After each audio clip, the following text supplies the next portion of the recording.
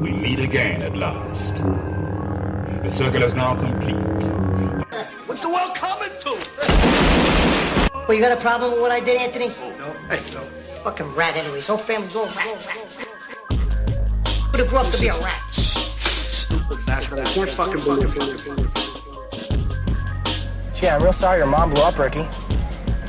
Now you're gonna dig the fucking thing. You're gonna dig the hole. You're gonna do it. I got no fucking line. You're gonna do it. Yes, I'll take the fucking hole. I don't give a fuck.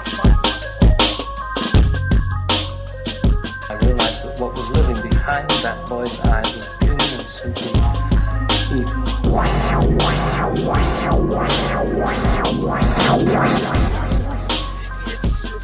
Jesus Christ. Mister, you okay in there? Let's visit coffees around here someplace. Have you any idea what the cost of your actions is? What their effect might be? Or are you to give them hope?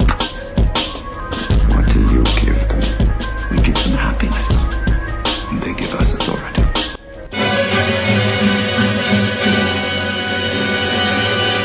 Groovy. What's going on, you wild ghouls and rascals? Logan Myerz back here for the Cinephellas podcast, episode 102. That's right. We're all the way to 102 episodes into the podcast the past few years. It's been really crazy, but having a blast doing the podcast with a group of the fellas. Always having a fun time recording that every other Sunday night with all of us talking about movies and TV shows. Mike Tyson and Nicolas Cage. Nicolas Cage! Today I have the opportunity to interview the director Stephen Kostanski. He was the director of one of my favorite flicks from 2016, The Void. If you guys have not seen The Void, I highly recommend it. I think it was streaming on Shudder. Really fantastic, mysterious sci-fi horror flick. Having to do with this group of mysterious hooded figures and taking over a bunch of people in this understaffed hospital. It was really fun. Throwback to the 80s. But today I'm talking to Stephen about his newest film, Psycho Goreman, or otherwise known as PG. And it's definitely not a PG-rated film. It's a fun throwback to 80s VHS movies, creature feature, and it reminds me much of The Monster Squad, Swamp Thing, Stuart Gordon's From Beyond, and also Power Rangers, a TV show. A lot of nods in this film to those films and TV shows. Basically, it's focused on these kids, a brother and sister. They unearth a gem that controls an evil monster that's been hiding for a long time, and his whole goal was to destroy the universe. With the kids finding the gem and bringing this creature back to life, it sets up the rest of the film. It's a lot of comedic aspects in this film. Really great score. I love the directing and camera work in this film as well. Again, throwbacks to a lot of classic 80s VHS films that you would find at the video store back in the day. A lot of films that I watched growing up as a kid and going to the movie store renting those. And with this conversation, had a great time talking to Stephen. We have a lot of things in common. Dived into the making and the process of making the film Psycho Goreman and how he came up with the idea and the concept of Psycho Goreman, the creature design, the whole practical effects, throwbacks to older films, how he's a huge fan of Stuart Gordon like myself, and really had an awesome synthwave score to the film as well. A lot of comedic bits in it with the kids. And I just had an absolute blast with this film. So this is my conversation with Stephen Kostanski about his brand new film, Psycho Goreman, PG. That's not rated PG. Let's get to it, shall we?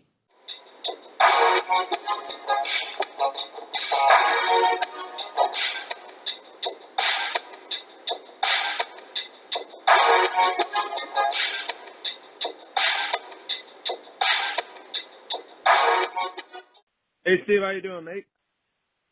Good. How are you, Logan? I'm doing good. Surviving here in the Chicagoland area, but I'm doing all right. You're staying alive over there? Yeah, trying to. Getting some snow right now, so trying to bundle up, but doing all right with all the craziness in the world. That's good. Yeah, just doing the best you can right now. It's crazy time. Yeah, absolutely. Well, I just checked out your new film, Psycho Goreman.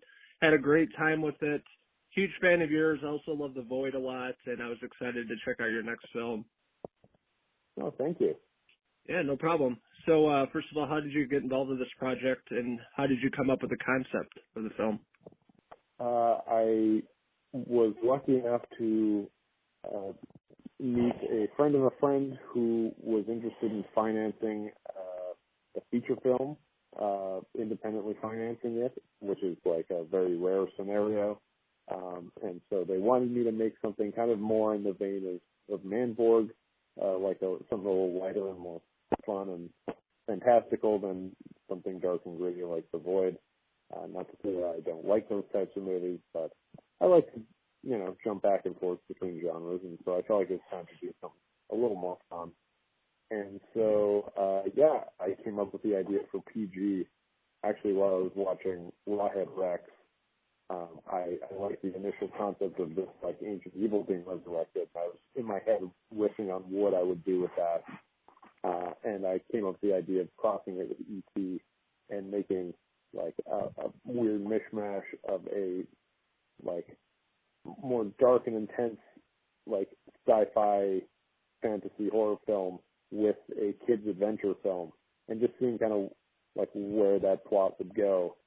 So I started hashing out ideas and coming up with the character relationships. And, I really fell in love with this idea of, like, these two little kids having total control over this evil space warlord. And the script really just, like it just came together very easily for me. It was a lot of fun to write because it was an excuse to just hang all the, like, crazy leftover ideas I had from other movies off of this very simple and, like, heartfelt through line of this relationship between these kids and this monster. And so, that's how I came up with the idea for PG. It was something that I was able to utilize past ideas that I had, one of which was I've always had this image of this hulking monster sitting in a drum set, and so I wanted to work that into this somehow. And so obviously that shows up partway through the film. And so, it was fun just coming up with all these absurd situations to throw this evil monster in various kind of, like, suburban locations. So, it's a lot of fun to write. That's how I came up with it. Yeah, absolutely. I love the movie. I remember seeing the first poster that came out before I saw the trailer. I'm like, this looks like straight 80s adventure, horror, sci-fi. And it really sparked my interest. And then I saw your name was attached to it. I'm like, okay, I'm definitely in. So I'm glad I got to check it out and had a great time with it. Oh, nice. Thank you. Yeah, I mean, I feel like it speaks to a lot of genre fans specifically. For me, it's like partially inspired by my experiences growing up watching movies that I was way too young to be watching.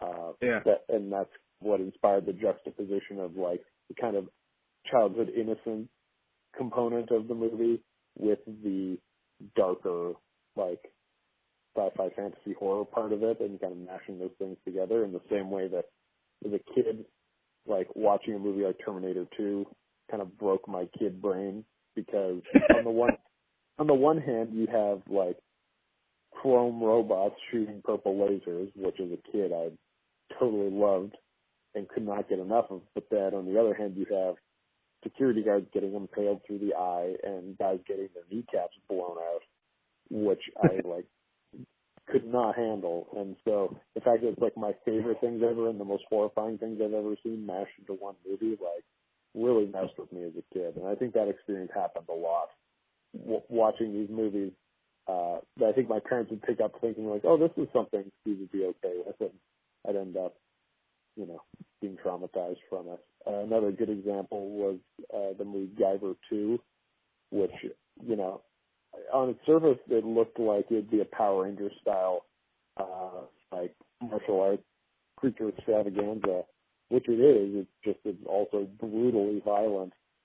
So it's like, all the things that I love as a kid, like creature suits and kung fu, but then those creatures get their heads cut off and blood sprays everywhere, which was really horrifying to me. Encapsulate that experience as much as possible. Absolutely. I could tell that you had a fun time making this movie. It was just, like, balls to the wall fun and gory at the same time. And, it reminded me of a lot of, films and TV shows, like you're saying, Power Rangers. It reminded me of the Monster Squad, Swamp Thing, and Stuart Gordon's From Beyond, which I just watched for the first time ago, and I had a blast with that. Yeah, I'm a big Stuart Gordon fan. Actually, my favorite movie of his, though, like everybody loves his horror stuff and his Lovecraft stuff, but my favorite movie of his is Robot Jock, and it always will be, because I don't know if you've seen it, but that movie is like such a great action sci-fi movie. Also like a Rocky film at times, like in the arc of the story. But it has giant battling robots, which again for like, childhood, for like little kid Steve, that was mind blowing. And there's lots of great like stop motion and stuff. The effects work is really impressive. So I highly recommend Robot Jock. Easily one of my top 10 films. Yeah, that's one I have not seen. I'll add it to my list because I love Stuart Gordon, and it feels like you kind of pay homage to Stuart Gordon and filmmakers of the '80s. Was that intentional? Yeah, I mean the movie is very much like inspired by my experiences watching 80s movies, but also 90s. Like, because I was born late 80s, I think it was more early 90s that influenced me. That was part of my reason for shooting the movie like in CinemaScope, like in 2.35 to 1, because I felt like that, like in the 90s, that became like, you know, in the 80s it was like Carpenter's thing, but I felt like in the 90s that was always a mark of like, oh, this is like a really cinematic. And so I wanted to do that as kind of like an homage to those types of films. And I also think movies like Ninja Turtles were a big influence. Movies that were like at the beginning of the 90s, but they still feel like 80s movies. That makes sense. So, yeah, totally. Yeah, very much genre cinema from like the 80s, but also the 90s, like bleeding into the 90s, I think, was the biggest influence on me as a film. Yeah, same here. I grew up in the same time. I was born in '85, so I remember movies really the early '90s when I was like 6, you know. So I remember watching. Yeah, like T2 is what, 91, 92, like that. That is one of my earliest memories, is watching that movie. And then, yeah, like Jurassic Park was a big deal, which obviously I have a big homage to in PG. I think the movie itself, like, its references set itself somewhere in the mid-90s, because we have, like, a Jurassic Park reference, but then we also have kids obviously playing an N64. So I think, yeah. Kind of, like, there's a timeline or a date that this movie exists. It pretty much has to be mid-90s. It was very nostalgic for me, just because growing up in that era and playing the video games, the movies and everything, I felt like a kid again, which I appreciated. Yeah, so what was it like filming with, you know, the cast and the kids? Did you have any, you know, funny or memorable moments while filming? Yeah, I mean, the kids were great on this film. I mean, there was a big concern going into the project, like writing a movie that stars 2 kids. The producers definitely were skeptical that we would find anyone that would fill these roles, especially roles that were written as like big and full of personality as they were. But yeah, like with Nita and Owen, who played Mimi and Luke, like they just really knocked it out of the park with their performances and just their level of professionalism on set. I know there's like kind of a stigma against kid actors and directing kid actors, but like I had a great time with them. They were such little professionals all the way through, and you know, like you're making a big creature movie on very little money and a very tight schedule, and so you want people that are committed and engaged, and they were totally into it all the way through. Like they had a blast and brought so much energy to the set. And it really became like the mascots of the movie, because everyone saw the levels of energy they were bringing and felt like they needed to up their game to match them. And so, yeah, it was really great working with them. The cast across the board was really awesome and really committed to the project. And I got to give a shout out to all our creature performers, because none of those suits were built to be comfortable, especially PG's suit. Matt Minabo, who played PG, he definitely went through his own version of hell making this movie and being stuck in that suit every day. But he was a real truth. No, that's fantastic. One of my favorite scenes in the movie is the kids and PG playing music, and he's like in the drum kit. I love that scene. Yeah. Like, pump me up. Well, that image of him at the drum set was like the first thing I came up with for this movie. Like, it was an image I'd had in my head for years, and I just didn't know what to do with. I just liked the idea of a big monster sitting at a drum set, so I was happy that it finally got to be realized in this film, because it's perfect. It's this, like, evil warlord alien creature relegated to playing drums in a kid's garage band. All right, Steve. Well, it's nice talking to you, my friend. Great talking to you, man. Sorry we couldn't chat longer. It's just a real tight schedule today. Yeah, for sure. I'll let you know when this is posted and keep in touch. Have a good day. All right, have a good one, dude. Bye.